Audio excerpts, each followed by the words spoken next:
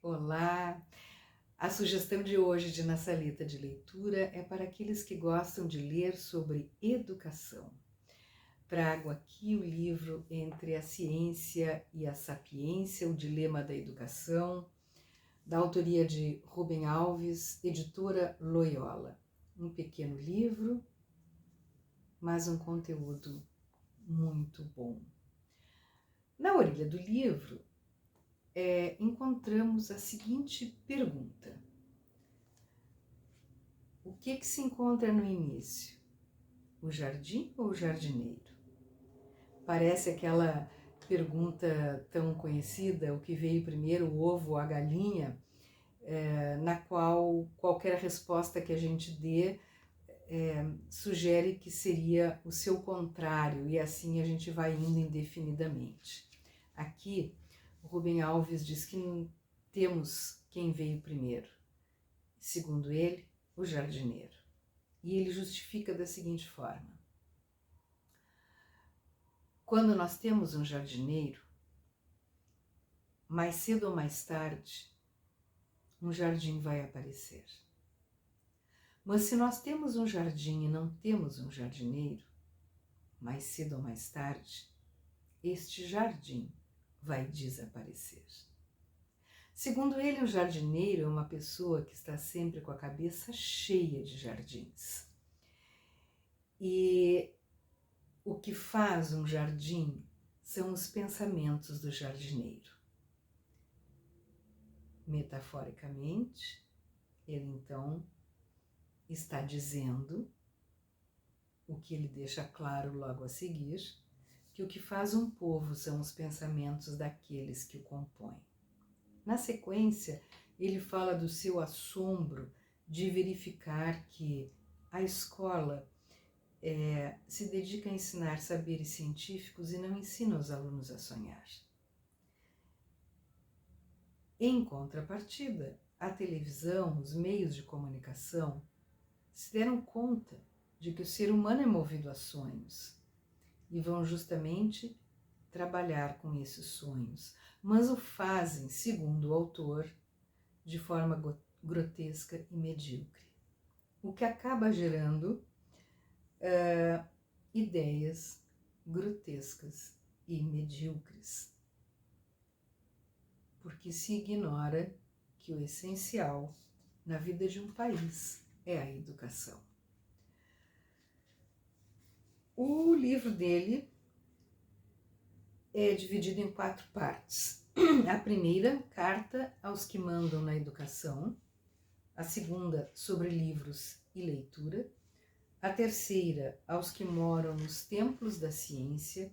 E a última, sobre computadores e Deus. Nessas cartas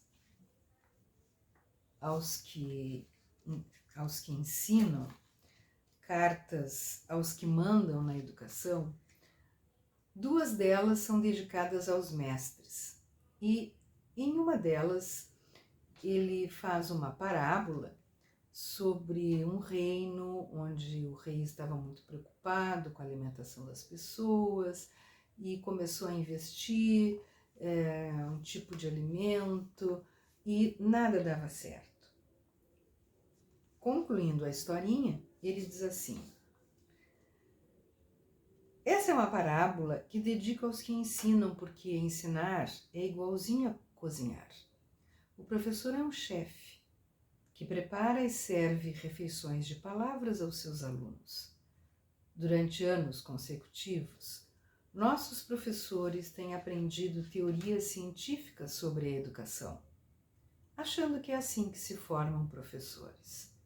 Existe, de fato, uma ciência da educação, como também existe uma ciência do piano. Mas a ciência da educação não faz um professor. Da mesma forma como o conhecimento da ciência do piano não faz um cientista. Na parte sobre livros e leitura, num dos capítulos, ele diz assim: ler pode ser uma fonte de alegria. Pode ser, nem sempre é. livros são iguais à comida, aos pratos refinados, que começam por dar prazer ao corpo e terminam por dar alegria à alma. E às gororobas mal cozidas, empelotadas, salgadas, engorduradas, que além de produzir vômito e diarreias no corpo, produzem perturbações semelhantes na alma. Assim também os livros. Ele fala mais algumas coisas e diz assim: contra os professores de literatura que gostam de ser durões e argumentam que há muito livro duro de roer, a própria expressão está dizendo nem é de comer, é de roer, objeto apropriado à dieta de ratos e castores. Então, aqueles que argumentam que há muito livro duro de roer, que tem que ser roído de qualquer forma, ou seja, vai cair na prova, no vestibular, eu cito Borges. Ele conta que quando foi professor de literatura na Faculdade de Filosofia e Letras da Universidade de Buenos Aires, recusava-se a dar bibliografia a seus alunos. Dizia: não é preciso bibliografia. Afinal, Shakespeare desconhecia completamente a bibliografia shakespeariana. E perguntava então aos seus alunos: por que vocês não estudam diretamente os textos? Se tais textos lhes agradam, ótimo. Caso contrário, não continue, pois a leitura obrigatória é uma coisa tão absurda como falar em felicidade obrigatória. Depois ele continua falando sobre literatura e diz o seguinte: a literatura a fim de produzir consciência crítica. Quem escreve, não escreve a fim de. Para aquele que cria, sua obra é um fim em si mesmo. A literatura não tem objetivos além de si mesma. O prazer da leitura é seu próprio fim. Creio que foi Monet quem se queixou daqueles que perguntavam sobre o sentido dos seus quadros e que disse algo parecido: não pintei quadros para que tivessem sentido, pintei quadros para que aqueles que os vissem os achassem bonitos. A literatura não tem objetivos pedagógicos. Não tem por objetivo a comunicação de ideias. Ela não é uma forma indireta de inculcar verdades que poderiam ser comunicadas de maneira direta em livros de ciência ou filosofia. Um escritor não escreve para comunicar saberes, escreve para comunicar sabores. O escritor escreve para que o leitor tenha o prazer da leitura. O texto tem de dar provas que me deseja, dizia Roland Barthes. O texto me deseja? Coisa gastronômica. O prato tem que ser uma provocação do desejo. A prova de que o texto me deseja está no prazer que ele produz em mim. Quando sou forçado a interromper a leitura, fico triste. Essa é a prova do prazer que o texto me causa. Que professor se atreveria a perguntar numa prova: você fica triste quando para de ler o livro? Lendo esse trecho, eu me lembrei em seguida de um livro comentado há pouco tempo aqui, que era A Felicidade é Inútil, no qual o professor Clóvis de Barros Filho defendia a inutilidade da felicidade, ou seja, a felicidade não serve para nada além dela mesma, o que significa que ela é um fim em si mesma. Segundo Rubem Alves, a literatura é um fim em si mesma. Então, da mesma forma, ela é absolutamente inútil, ou seja, ela está aí para dar ao leitor o prazer de ler. Já mais adiante, nós lemos também sobre a leitura, que a leitura é um exercício de alienação. E aí diz assim,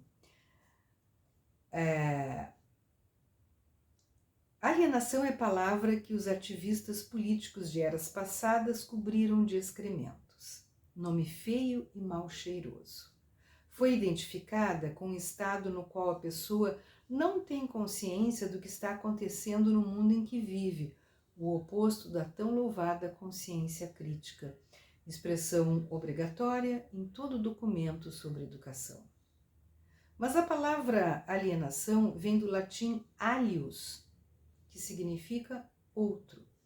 O alienado é uma pessoa que está fora de si, caminha num mundo que não é o seu, é de outro. Mas isso precisamente é o que a literatura faz. Para ler, é preciso fazer parar o meu mundo. Se o mundo que me é próprio não for desligado, não poderei entrar no mundo que se encontra no livro. Abro o livro, desligo o meu mundo. Começo a leitura. Entro num mundo que não é meu, é de outro. A alienação é uma das fontes do prazer da leitura.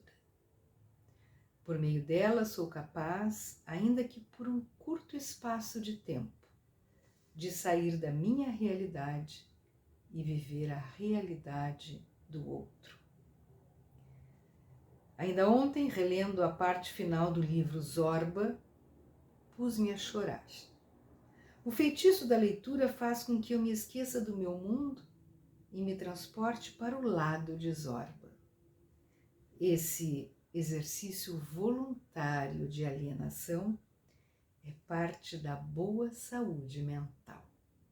E quem não consegue fazê-lo é porque está meio enlouquecido. Na parte dedicada aos saberes científicos, que se chama Aos que Moram nos Tempos da Ciência, ele escreve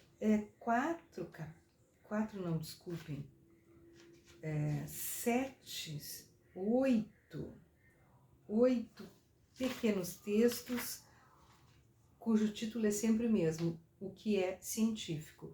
Então a gente tem o que é científico 1, o que é científico 2, e assim vamos até o 8. E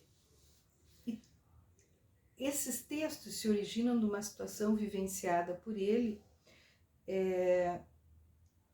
quando um colega dele aposentado, com todas as credenciais e titulações que poderia ter um professor universitário, entrou no escritório dele sem bater e foi direto ao assunto dizendo: estou escrevendo um livro em que conto o que aprendi em minha vida, mas eles dizem que o que eu escrevo não serve, não é científico.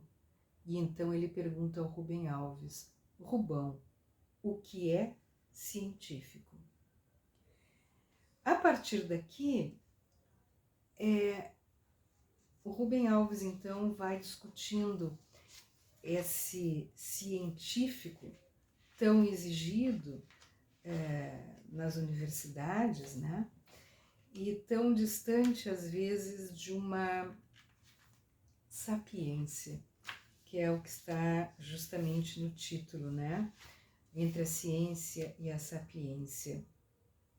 E lá pelas tantas, ele vai dizer que ele recebeu uma carta de uma jovem que estava fazendo uma tese científica sobre as histórias infantis dele. E ela então pedia que ele respondesse um questionário e ela então tinha duas perguntas ali no meio de todas que fizeram ele ao mesmo tempo rir e chorar, né? A primeira, qual a teoria que o senhor usa para escrever suas histórias? E a segunda, qual o método que o senhor usa para escrever as suas histórias? E aí ele disse que tive que contar para ela que muitas coisas nesse universo, muitas mesmas, não chegam, aliás, nos chegam sem que as pesquemos com as redes da ciência. Picasso dizia, eu não procuro, eu encontro. As boas ideias não são pescadas nas redes metodológicas, não há método para se ter ideias boas. Se houvesse método para se ter ideias boas, bastaria aplicar o método, que seríamos inteligentes. Frequentemente, o resultado do uso do método é o oposto da inteligência. A obsessão com o método entope o caminho das boas ideias. E aí ele vai, então, fazendo uma série de censuras, né, a essa forma de trabalho universitário. Muito interessante. Gostaria de falar muito mais, mas já me alonguei muito. Sugiro muito a leitura de Entre a Ciência e a Sapiência, da autoria de Rubem Alves, Edições Loyola. Boa leitura.